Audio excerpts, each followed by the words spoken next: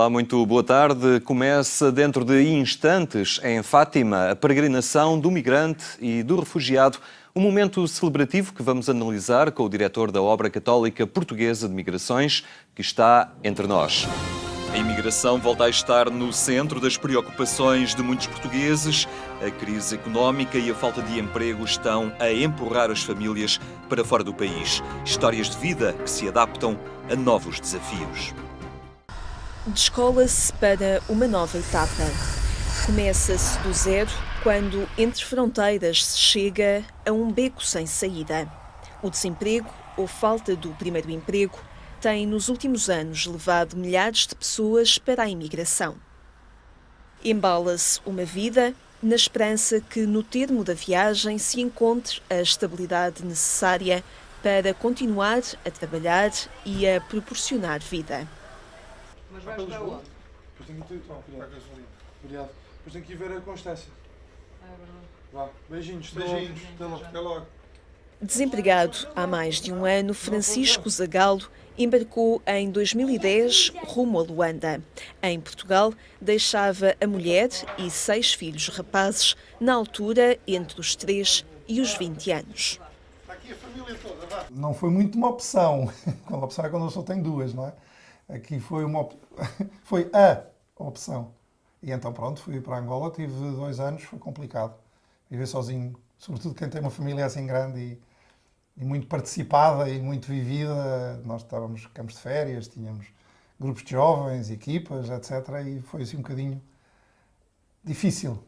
O relato guarda as horas de uma vida a 2 que em 2010 se passou a dividir entre continentes. O Skype passou a membro da família. A voz, à distância de uma chamada, servia para partilhar o dia-a-dia, até para rezar e atenuar a saudade. Mas não resolvia tudo. O primeiro ano foi horrível, de separação e de muita coisa dos miúdos para os quais nós rezávamos, porque havia tanta coisa para decidir que não era possível, e então entregávamos, porque fazíamos o que era possível. Mas, ao fim de 2 anos, a pessoa começa a ficar mais habituada a essa situação. E já não é... Gostava imenso quando ele vinha e ia, mas as coisas depois começavam numa normalidade de velocidade da vida e de programas não sei o quê, que a pessoa vai-se acostumando um bocadinho a viver assim. Eu lembro-me que a mim uma das coisas que me fez decidir foi quando percebemos que as condições estavam razoavelmente reunidas, não eram excelentes, mas estavam possíveis para experimentarmos, e eu sentir um certo desconforto em ir. E pensar, como é que vai ser isto tudo? E para mim isso foi, a decisão é esta, é para ir. Porque eu não vou acomodar-me a viver sem o meu marido, com quem sou casada, pai de filhos pequeninos que precisam imenso dele, mas digo-lhe que há uma opção que às tantas a pessoa tem mesmo que sentir-se desconfortável, não vale a pena. E eu, se deixasse ir mais tempo, penso que seria mais difícil ainda. Reunidas as condições para os filhos mais novos continuarem a estudar em Luanda, Sofia parte para Angola. Em Portugal, fica João Maria, hoje com 21 anos, e Francisco, com 23. Eu, assim, basicamente fazia a minha vida e sempre fui assim uma pessoa de ir a abrir de um lado para o outro e não fazia assim nada. Depois, a minha mãe foi-se embora e foi preciso começar a assumir coisas. E eu, por ter carro, fiquei assim mais ou menos administrador da casa e aconteceu normalmente, não foi nada de muito complicado. Comecei só a fazer esse tipo de coisa e nunca gostou. O que é que foi acrescentando? As compras foi a primeira coisa, era preciso ver compras e ao princípio, claro que era chocolates, bebidas, tudo o que era bom, começámos a perceber que não conseguíamos estar assim e começámos a equilibrar, até que o contraste é agora, que passado já 2 anos, quase já só há verdes, porque estamos no outro extremo e só temos comida saudável cá em casa, agora estamos assim com uma vertente mais saudável e mais equilibrada, já com as contas da água, da luz. Ao princípio era preciso mandar muitos documentos para o meu pai, agora já fomos percebendo aquelas histórias dos débitos diretos, essas coisas. E pronto, agora a coisa já está muito automatizada. Acho que em termos familiares, acho que nos tornou claramente mais responsáveis. Dizer, o Francisco tem que ir às compras, trata das contas, eu cozinho para nós todos os dias. tratamos da casa juntos e não sei o quê, portanto, ganhamos um sentido de autoridade muito grande e aquelas coisas pequeninas, de vizinhos chatos, de o que for, que vem bater à porta, agora somos nós que respondemos e não são os nossos pais. Portanto, eu acho que nesse sentido fez-nos crescer imenso. E o apoio temos que ser nós uns dos outros. E eu acho que isso é uma coisa que é natural entre irmãos, mas que, claro, que foi reforçado com esta situação e que nos fez crescer no sentido positivo. A necessidade de então revelou-se amadurecimento hoje, mas o processo deixa marcas. Na construção identitária, obviamente, essa experiência da imigração, quer dizer, tem aspectos que naturalmente podem ser até muito interessantes e muito positivos, porque é uma abertura de horizontes, perspectivas, de interculturalidade, de relação com outros povos e com outras culturas, e portanto, e até, digamos, a integração de aspectos culturais e de tipos culturais que não são muito específicos do nosso país, mas tem, obviamente, também problemas que podem ser sérios de construção identitária e de obrigarem a processos de reconstrução identitária que podem ser complexos, não é? Quer para os que vão, quer para os que ficam, mas isso é mais, digamos, tem mais a ver com o problema dos cortes, da alteração que se verifica na modificação profunda que pode ocorrer nas relações de sociabilidade no contexto familiar, no contexto das redes sociais, em que essas pessoas participavam. Fragilidade económica ou familiar. Esta é uma equação difícil que muitos agregados têm hoje de definir. É muito difícil prever o que é que vai acontecer, porque parece que ser claro que sem uma perspectiva de retoma económica, não é? Portanto, de crescimento, de dinamização da economia, a geração de emprego não vai acontecer. E, portanto, mas manter uma taxa de desemprego como aquela que nós temos atualmente é alguma coisa que, do ponto de vista social, é difícil de imaginar que possa ser sustentável a médio e a longo prazo. As dificuldades sentidas em Portugal são enquadradas por especialistas a um nível europeu. De alguma forma, o espaço europeu foi um espaço que se construiu, o projeto europeu foi um projeto que se construiu, digamos, na crença de que, digamos, do tal modelo social europeu, não é? Portanto, do modelo de compatibilização entre o crescimento económico e a coesão social. Portanto, no fundo, um modelo em que o desenvolvimento económico, o crescimento económico não pusesse nunca em causa, nunca sacrificasse os propósitos de coesão social, de maior igualdade, de maior justiça. E isso hoje está muito interrogado, não é? É difícil saber o que é que irá acontecer. Infelizmente, o tempo é um tempo de muita incerteza e de muita contingência. Está-me a dizer como é que é gerir isto? Não é facílimo e é o que eu lhe digo, não é perfeito, é mesmo por tentativas. É aquilo que na altura nos parece que é o mais certo. Tem sido a nossa aposta, pronto. E nós entregamos muito a Deus e fazemos o que temos que fazer, mas até ao limite e depois entregamos e dizer, olha, tens que nos ajudar. E graças a Deus tem funcionado isso com a nossa vida, mas fazemos à séria, de coração, quer dizer, não vale a pena nós tentarmos resolver aquilo que não conseguimos. Não vale a pena. Agora, temos que fazer o nosso bocado. O que é que nos compete? E depois a partir daí entregamos-lhe a ele e ele tem que dar uma mão. Na incerteza, a vida continua a construir-se com um alargar fronteiras e a fazer das distâncias uma oportunidade para novos horizontes e novas relações.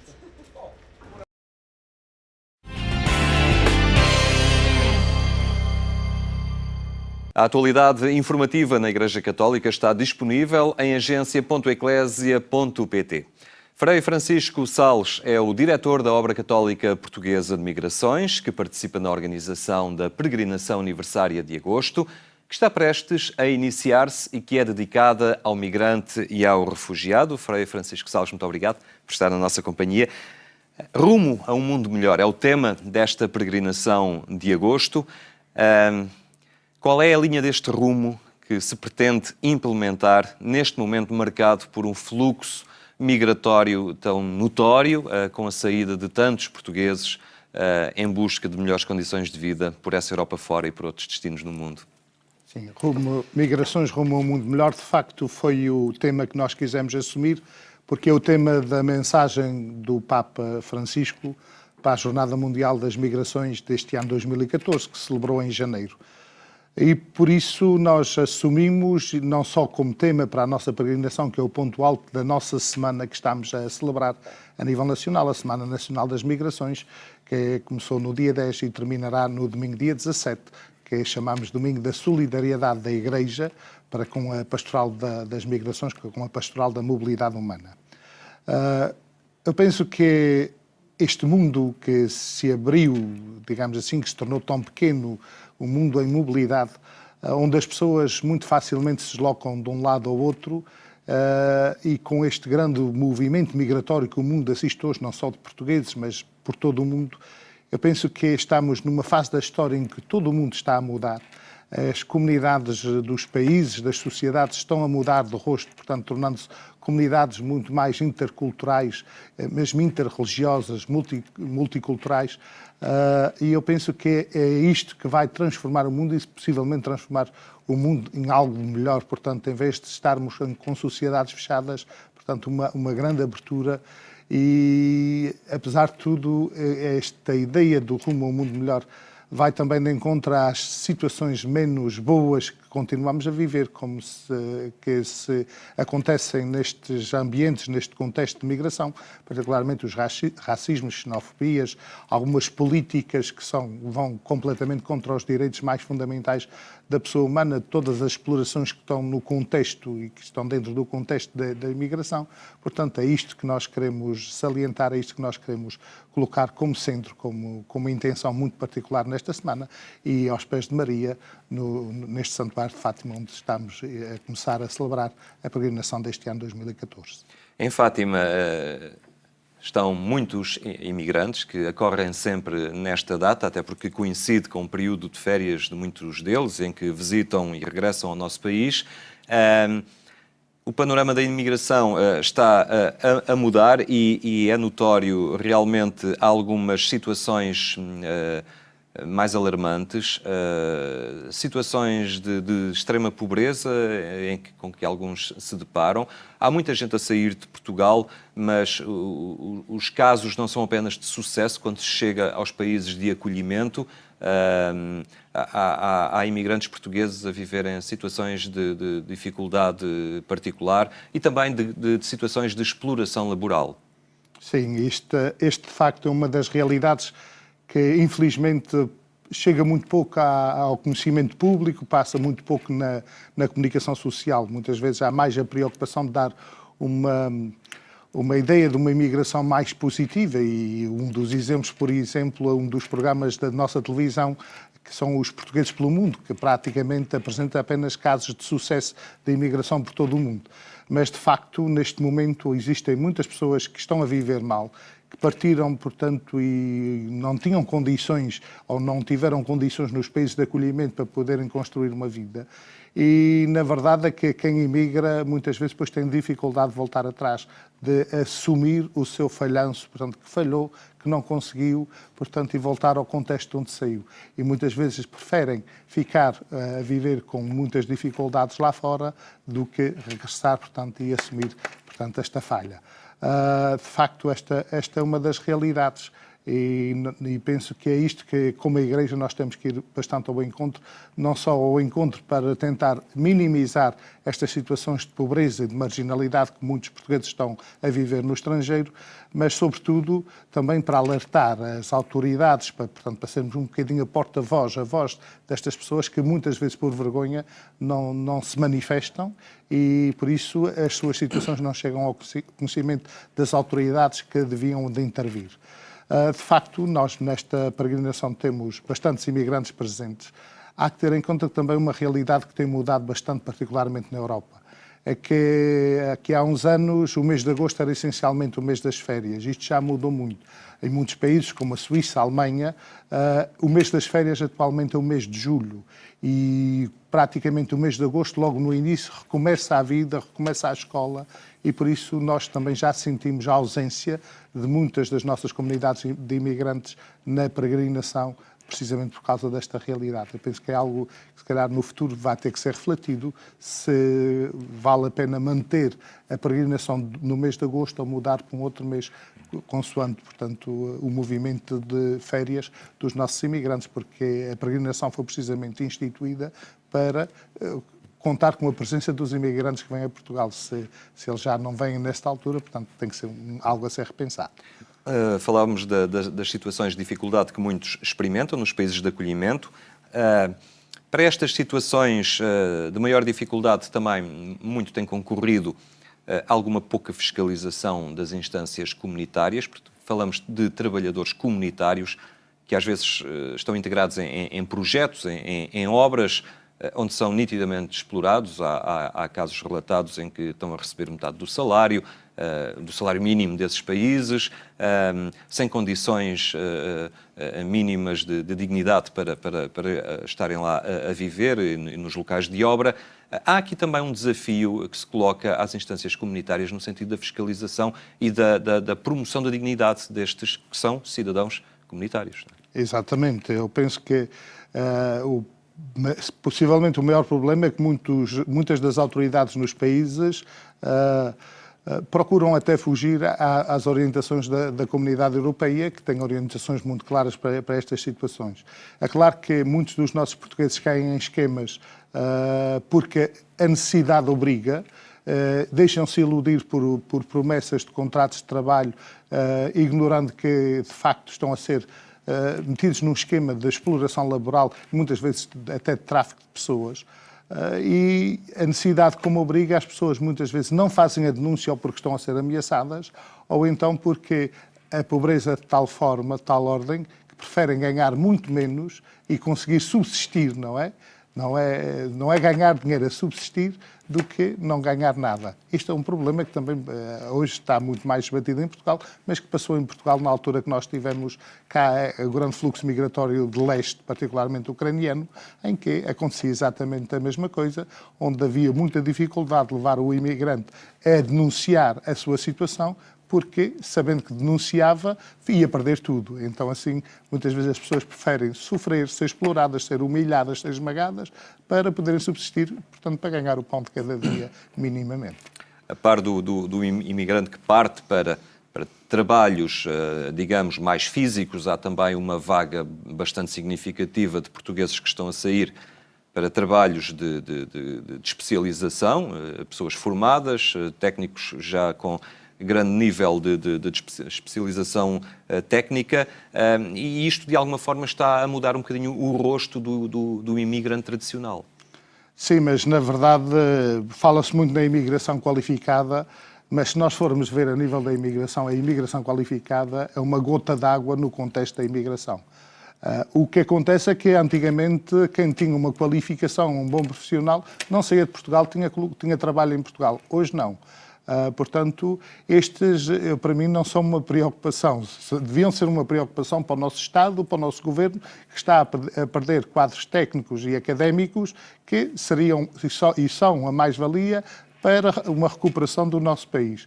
Agora, a nível de imigração, esta gente que sai com uma qualificação, no geral, já vai com um trabalho, com um contrato de trabalho, portanto, são mais pessoas protegida. que não têm, está completamente protegida. A mim preocupa-me alguns, sim, que têm uma qualificação superior, que arriscaram a emigrar e que não encontram trabalho, que às vezes estão lá fora sem encontrar trabalho, ou então estão a fazer trabalhos que não têm nada a ver com aquilo que estudaram, para que se prepararam, muitos deles sendo obrigados a esconder a sua formação para conseguir um trabalho mínimo, às vezes de limpeza ou outra coisa assim, para poderem sobreviver.